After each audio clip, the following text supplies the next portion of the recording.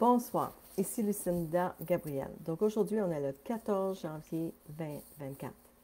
Donc c'est une nouvelle année et je sentais vraiment que le Seigneur me disait hier de partager quelque chose de vraiment particulier pour cette année. C'est pas le message que j'avais pour vous, mais on verra la semaine prochaine. Donc, donc bonne année et je veux premièrement revenir un peu sur l'année passée. Qu'est-ce que le Seigneur a dit? Parce que j'ai remarqué que chaque message nous amenait un petit peu plus profond dans notre relation avec lui, puis il faisait un travail dans nos cœurs par rapport à ça. Alors, la première chose qu'il nous avait parlé l'année passée, il nous a parlé de l'amour, de la façon de se préparer pour les noces de l'agneau, du mariage lui-même, et la journée de mariage, et que tout est une question d'amour.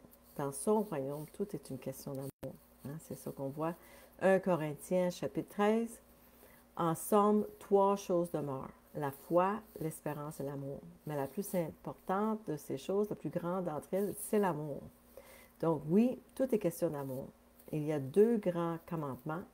Dans Matthieu 22, 36 à 39, c'est écrit « Maître, quelle est la loi, le commandement le plus grand? » Jésus lui répondit, « Tu aimeras le Seigneur ton Dieu de tout ton cœur, de toute ton âme et toute ta pensée. » C'est là le commandement le plus grand et le plus important. Et il y a un second qui lui est ressemblable. « Tu aimeras ton prochain comme toi-même. » Donc, ça parle de l'amour. Alors, le Seigneur parle là des chèvres et des brebis. Nous avons regardé dans Matthieu 24, la prochaine vidéo après ça, c'était par rapport au jour de jugement. Jésus dit en gros que ceux qui l'ont suivi, mais qui ont manqué d'amour et de compassion, seront destinés au feu éternel, parce qu'ils n'ont pas pris soin de lui.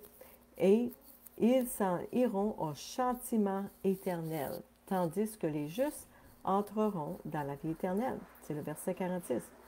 Alors, j'ai fait une vidéo sur la grande apostasie ensuite, dont nous avons tous entendu parler. Donc, 2 Thessaloniciens, chapitre 2, c'est écrit « Que personne ne vous égare d'aucune façon, car ce jour n'arrivera pas avant qu'éclate le grand rejet de Dieu, et que soit révélé l'homme de la révolte, qui est destiné à la perdition, l'adversaire qui s'élève au-dessus de tout ce qui porte le nom de Dieu, et de tout ce qui est l'objet d'une vénération religieuse. Il ira jusqu'à s'asseoir dans le temple de Dieu en se proclamant lui-même Dieu. » Donc l'apostasie, c'est les croyants qui s'éloignent de la vérité de l'Évangile, qui est déjà en train d'arriver depuis plusieurs années, la vraie foi, et qui tombent dans le mensonge, rejetant la vérité qui pourrait les sauver. 2 Thessaloniciens, chapitre 2, 11, ça dit « Alors Dieu les séduira grandement, et ils croiront à ces mensonges. Alors ils seront condamnés pour avoir apprécié le mal plutôt que de croire la vérité. » Ensuite, Dieu a expliqué que nous devrions vouloir être des vases d'honneur. Donc, on a parlé de ça, je pense que c'est au mois de mai, au mois de juin. Être un ustensile spécial pour des occasions spéciales et des missions. Mais pour que cela se produise, nous devons être nettoyés, purifiés, sanctifiés. Donc, nous devons nous débarrasser du péché dans nos vies. Ensuite, Dieu nous a parlé de la seule chose qui peut nous empêcher d'aller au ciel, d'aller dans son royaume, c'est l'orgueil. Dieu résiste aux orgueilleux, mais donne grâce aux humbles. Donc, nous devons nous humilier si nous voulons entendre Dieu, être conduits par lui et passer l'éternité en sa présence. Ensuite, le Seigneur nous a parlé de la façon dont le jugement allait d'abord s'abattre sur la maison du Seigneur. Le Seigneur nous a secoués aussi à l'automne. Hein? L'année passée, beaucoup ont vécu ce secouement-là. Nous a soumis au feu et a testé notre foi et nos motivations, notre cœur, ainsi que notre détermination à le suivre, quelle que soit la douleur ou les conséquences dans nos vies. Donc, nos cœurs ont été mis à l'épreuve et beaucoup ont été criblés comme le blé. Donc, souvenez-vous, Luc 22, Jésus a annoncé le reniement de Pierre. C'était écrit, Simon, Simon, fais attention, Satan vous a réclamé pour vous passer tous au crible, comme on secoue le blé, pour la séparation de la balle. Mais moi, j'ai prié pour toi, pour que la foi ne vienne pas à te manquer. Et toi, le jour où tu seras revenu à moi, fortifie tes frères. Donc, on voit ici que Pierre, c'est Satan qui voulait le réclamer, puis qui l'a secoué. Et Jésus, ce qu'il a fait, il a prié pour lui. Donc, nous autres aussi, on doit prier pour nos frères et sœurs qui sont en train d'être ébranlés pour être testés dans leur foi. Donc, ce fut une année difficile pour beaucoup d'entre nous, les croyants, mais Dieu m'a dit au printemps, comment aimerais-tu tes persécuteurs si tu ne peux même pas aimer tes frères et sœurs? Donc, Dieu nous a vraiment ébranlés pour nous montrer nos cœurs, qu'est-ce qu'il y a là-dedans. Est-ce qu'on aime vraiment? Est-ce qu'on sait c'est quoi l'amour? Est-ce qu'on est prêt à mourir pour nos frères et sœurs? Parce que Jésus l'a dit, il n'y a pas de plus grand amour que de donner sa vie pour les autres. Est-ce qu'on est prêt à donner notre vie, nous? Donc, il y a beaucoup de choses que Dieu est en train de préparer dans nos cœurs pour les temps qui s'en viennent. Ensuite, il a parlé de la façon dont il veut nous guérir, de la façon dont il utilise souvent les autres personnes dans nos vies pour nous aider à grandir, à être purifiés. Comment lorsque nous vivons des situations avec d'autres personnes, cela révèle l'état de notre cœur, ce qu'il veut guérir en nous, si nous le permettons. Cela demande beaucoup d'humilité. Le cœur de beaucoup a été révélé au cours de cette dernière saison. Ensuite, nous avons examiné comment nous devons préparer le chemin du Seigneur en nous repentant de tout péché que nous avons dans notre vie. Et enfin, nous avons parlé de l'absolu du pardon, sur la façon dont nous devons pardonner aux autres si nous voulons être nous-mêmes pardonnés. Donc, si nous refusons le pardon à quelqu'un, nous n'entrerons pas dans le royaume de Dieu. Comment une offense apparemment insignifiante peut se transformer en amertume, en trahison, puis même jusqu'à la haine. Puis la haine, c'est comme être un meurtrier dans le cœur, il faut se le rappeler. Et aucun meurtrier impénitent n'entrera dans le royaume de Dieu. Donc, c'était une très grande année de nettoyage de l'Église de Christ. Hein? Il avait annoncé que le jugement passerait par la maison de Dieu. Donc là, c'est ça. Donc, le 31 décembre, j'ai eu un verset, et c'était de Ésaïe 28, versets 16 et 17. C'est pourquoi ainsi parle le Seigneur l'Éternel. Je vais placer en Sion une pierre servant de fondation, une pierre éprouvée, une pierre angulaire d'une grande valeur servant de fondement solide. Celui qui la prend pour appui ne sera pas réduit à fuir. J'aurai le droit pour règle, j'emploierai la justice comme mon fil à plomb. Qu'est-ce que cela veut dire? Mais quiconque qui croit en Jésus ne sera jamais ébranlé. Ça ne veut pas dire qu'on ne sera pas brassé, on ne sera pas ébranlé, mais que nous serons aussi testés pour la justice et la droiture. Donc, Jésus lui-même, Dieu lui-même va nous tester pour la justice et la droiture. Ça va être une autre année de tests, de tamisage, de séparation. Puis les gens qui disent que Dieu ne nous sépare pas, c'est pas vrai.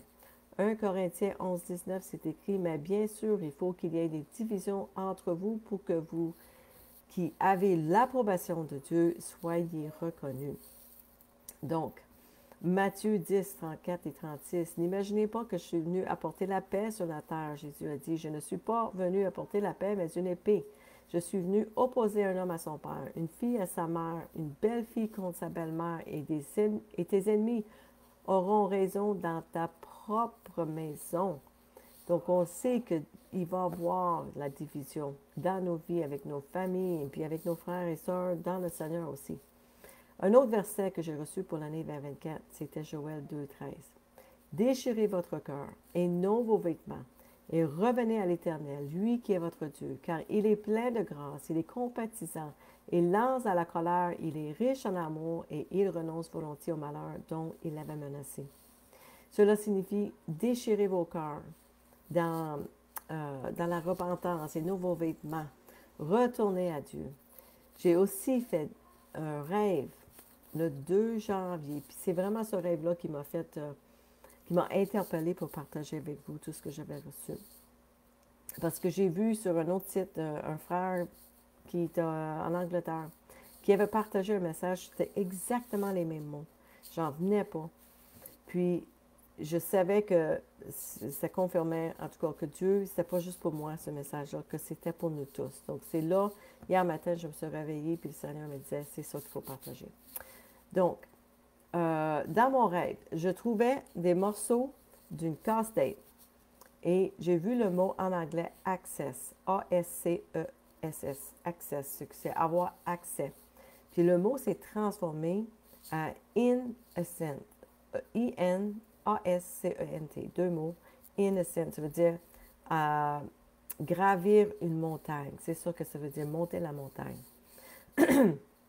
Puis quand j'ai vu les deux mots innocent, le SC sorti de la page, m'a sauté aux yeux et je savais que cela signifiait la Sainte Seine. Puis moi, je ne rêve pas en français. Je ne rêve pas des mots en français, mais c'était la première fois. Mon rêve est en anglais, puis le mot qui me sort, c'est en français. Et ça représente pour moi la Sainte Seine, bien, c'est la communion, puis c'est la repentir, c'est la repentance. Car il ne faut pas prendre la communion sans confesser d'abord nos péchés. Sinon, nous amènerons le jugement sur nous-mêmes. On va parler de ce verset-là dans quelques minutes. D'autre part, dans mon rêve, je savais aussi que ce casse-tête signifiait que Jésus revenait très bientôt. Dans mon rêve, là, c'est comme je vois le casse-tête, puis je vois le mot Sainte Seine, puis j'ai la conviction dans mon cœur que Jésus revient bientôt et que la Sainte Seine, c'est la clé. C'est ça que ça me dit. La Sainte Seine, c'est la clé, puis Jésus revient bientôt.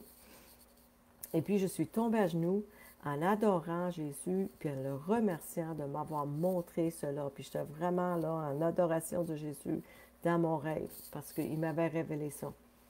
Puis à la fin de mon rêve, il y a eu une flash. Puis ça m'arrive souvent ça, d'avoir comme deux rêves, une à la suite de l'autre, puis il y en a un qui est comme juste une petite vision. Et ce que j'ai vu, c'était un plancher de carrelage noir et blanc. Pour moi, ça représente la franc-maçonnerie, le satanisme. Donc, je suis allée voir, bien, qu'est-ce que ça représente, le plancher, dans la Bible. Et ce que j'ai trouvé, c'est que c'était écrit « l'ère de battage ». C'est un lieu de séparation et de révélation. Donc, il y a une séparation. Un endroit où la récolte était préparée en séparant le grain de la paille inutile dans le but d'exposer et de collecter la partie la plus précieuse de la récolte. Donc, Dieu est en train de nous séparer. Le blé de l'ivraie, le grain, la partie la plus valable ou précieuse de la récolte de la paille qui est inutile. C'est très révélateur de ce qui se passe présentement. Puis cette nouvelle année, je crois que Dieu est en train de me montrer que ça va être encore plus que de ce qu'on a vu l'année passée. Psaume 23 m'est venu à l'esprit. Et c'est écrit, « Qui pourrait accéder au monde de l'Éternel, à la montagne? Qui pourrait se tenir dans sa demeure sainte? Qui peut se tenir devant Dieu? L'innocent, aux mains nettes et qui a le cœur pur, qui ne se tourne pas vers le mensonge, qui ne jure pas pour tromper son prochain. Celui qui vit ainsi sera béni par l'Éternel. Il obtiendra justice de son Dieu qui le sauve. Ô Éternel, tel est le peuple qui se tourne vers toi, qui s'attache à toi, Dieu de Jacob. » Donc, j'ai aussi entendu la chanson. Durant toute la semaine après, en anglais, c'est « Give us clean hands, give us pure hearts ». Vous pouvez le trouver en français, puis si j'y pense, je vais le partager en dessous de mon commentaire. C'est « Les mains propres ». Les mains propres. Donnez-nous des mains propres, des cœurs purs. C'est vraiment une merveilleuse chanson. Donc, qui peut gravir la montagne de Dieu, notre Sauveur? Qui peut être en sa présence? Seulement ceux dont le cœur est pur et les mains sont propres, qui n'adorent pas les idoles et ne mentent pas. Ceux qui se sont repentis. Demandez à Dieu, qu'est-ce que vous avez dans vos vies comme idole?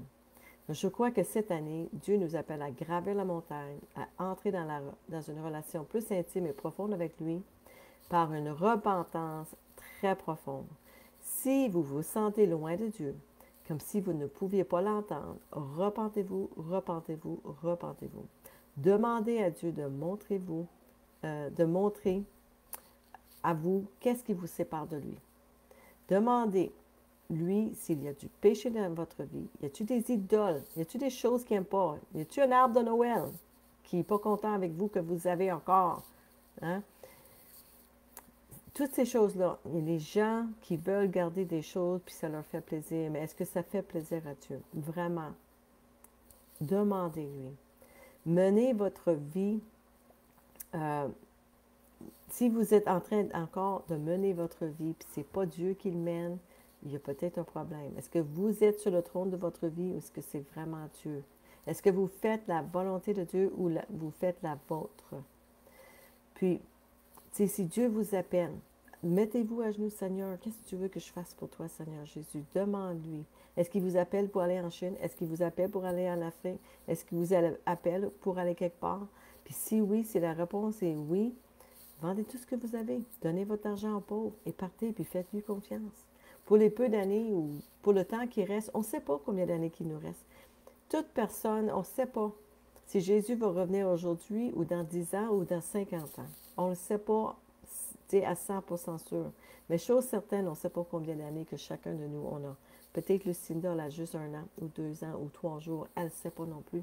L'important, c'est qu'aujourd'hui, je suis dans sa volonté. Puis que chacun de nous, on soit dans sa volonté. Il va séparer ceux qui le suivent véritablement de ceux qui suivent Satan. Consciemment ou inconsciemment, il va nous séparer. Et ceux qui sont utiles de ceux qui sont inutiles pour son royaume. C'est vraiment ça que je reçois de lui. Je sais que ça peut sembler dur, mais nous devons être à fond pour Jésus. Nous ne pouvons pas rester sur la barrière, sur la clôture avec un pied dans le monde et un pied dans le royaume. Dieu veut la garde complète de notre vie. Il veut la garde exclusive de ses enfants. Il ne veut pas la garde partagée avec Satan. Vous comprenez, c'est important, là. Rappelez-vous qu'il n'y a qu'une seule terre qui produit des bons fruits dans la parabole du sommeur, dans le livre de Matthieu, chapitre 13. Il y a juste une seule terre qui va entrer dans le royaume de Dieu. Qu'est-ce que cela signifie? Ça veut dire, jetez votre télévision si vous l'avez encore, puis vous le regardez. Arrêtez votre Netflix, coupez le Netflix, puis les séries de télévision et tout ça, puis arrêtez d'écouter les nouvelles, arrêtez d'écouter la musique du monde, arrêtez de compromettre la parole de Dieu, puis de lui faire dire ce que les gens veulent que ça dise et ce que les oreilles chatouilleuses veulent entendre. Mais allez chercher la vérité absolue dans la parole. N'ayons rien devant nous qui déshonore Dieu, pas d'idole. Demandons à Dieu de nous montrer ce que nous avons dans notre vie, dans nos maisons, qui le déshonore. Vraiment, c'est sérieux, là. Cessons de faire les choses qui nous plaisent et cherchons à faire des choses qui plaisent à Dieu. Cette vie ne concerne pas nous, mais Dieu puis son royaume. Que ton règne vienne, que ta volonté soit faite, mon Seigneur. C'est ça qu'on prie. Est-ce qu'on le vit? Chacun de nous doit se poser la même question. Il veut que nous soyons purs et sans tache, ni défaut à son retour. Et c'est pourquoi il veut que nous nous repentions et que nous tournions vers lui avant qu'il ne soit trop tard. Et la porte est en train de fermer présentement pour plusieurs personnes. Et ça m'attriste énormément. Je ne sais pas si vous vous rendez compte là, de combien de personnes sont en train de mourir présentement. Il faut que j'en parle. Parce que sur les réserves autochtones qui ont été en premier, hein, je ne peux même pas utiliser les mots parce qu'il y a tellement, comment on dirait ça, une restriction sur la vérité, des choses qu'on peut vraiment dire. Mais il y a tellement qui ont reçu ça et à maintes reprises, pas seulement les 2 premiers, mais en série. Et il y a beaucoup de gens qui sont en train de mourir présentement avec des crises de cœur, puis il va en avoir plusieurs d'autres. Puis je ne veux pas vous faire peur avec ça, mais je veux vous réveiller. Je veux vous réveiller, puis vous amener à vous mettre à genoux devant Dieu, puis vous repentir de vivre votre vie sans lui. Surtout si vous dites que vous le connaissez, puis que vous dites que vous êtes un croyant, puis que vous vivez votre propre vie. Je vous invite à vous repentir devant le Seigneur. parce que vous ne savez pas combien de temps que vous avez. Puis si vous avez pris des décisions par peur ou par égoïste pour vivre votre propre vie, pour voyager, repentez-vous. C'est tout ce que je peux vous dire, c'est repentez-vous. Allez chercher la face de Dieu. Oui, parce que le temps est court. Il y a des réserves qu'il y a quelques semaines passées, en dedans d'une semaine, 7 personnes sont mortes. Dans une semaine, des petites réserves, ce pas des grosses villes, c'est des places où tout le monde se connaît. Des jeunes femmes qui ont une dizaine d'enfants qui meurent à 40 ans, 43 ans. Ça n'a aucun sens. Mais c'est ça qu'on est en train de vivre, puis ça va être juste pire. Je ne veux pas vous faire peur, mais c'est la vérité, ça va rempirer. C'est écrit dans la Bible, c'est toutes des choses qui sont prophétisées. Mais je veux que vous ayez les cœurs purs et les mains propres pour Jésus, qui vienne ce soir chez vous ou qui vienne dans le ciel dans 10 ans ou dans 50 ans, qu'on soit prêt pour lui. Examinons-nous. Donc, dans le rêve que j'ai eu par rapport au casse-tête, oui, puis dans le puzzle, puis que je voyais que la Sainte Seine, c'était la clé. Allons voir qu'est-ce que ça dit. Je pense que c'est un Colossien, que chacun donc s'examine sérieusement lui-même, et qu'alors il mange de ce pain et boive de cette coupe. Car celui qui mange et boit sans discerner ce qu'est le corps se condamne lui-même en mangeant et en buvant ainsi.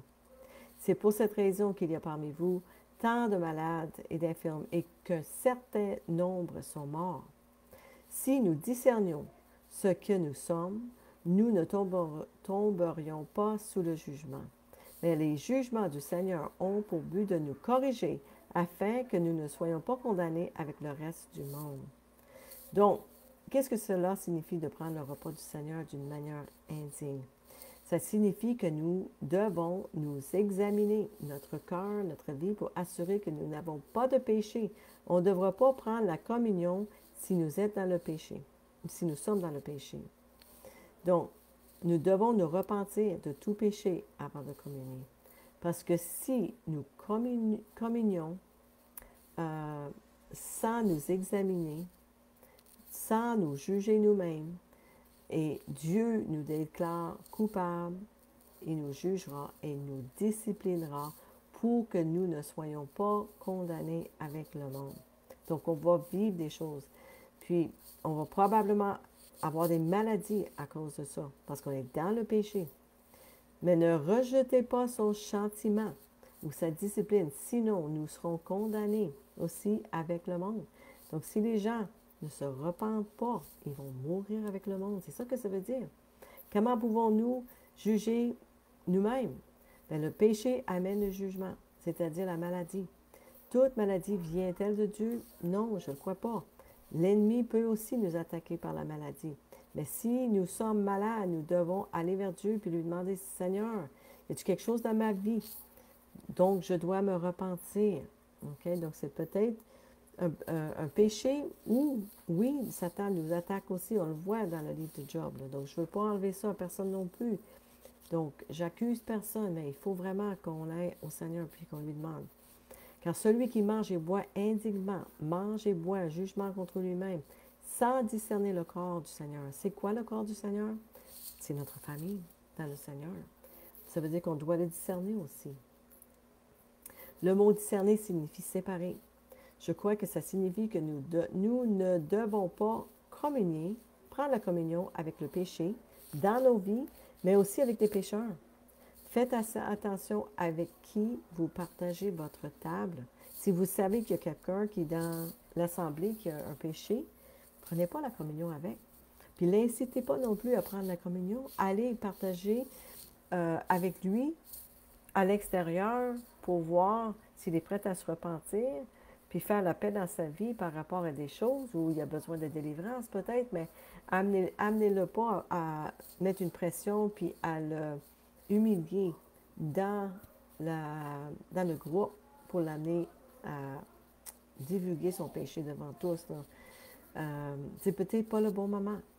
Donc, c'est ça. Juste pas de mettre de pression sur des personnes quand même, mais d'en parler avec eux ouvertement à l'extérieur. c'est ça. C'est important de ne pas prendre la communion. Puis parfois, des gens ne sont pas prêts, mais on doit les encourager. 1 Corinthiens 5, 11. Non, je voulais simplement vous dire de ne pas entretenir de relation avec une personne qui, tout en se disant votre frère ou votre sœur, vivrait dans l'immoralité sexuelle ou serait avare, idolâtre, calomniateur, adonné à la boisson ou voleur.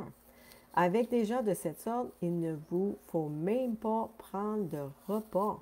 Donc, vous voyez, on ne doit même pas prendre des repas avec des gens qui disent qu'ils sont des frères ou sœurs, qui disent qu'ils sont des croyants, mais sont dans le péché, comme ça.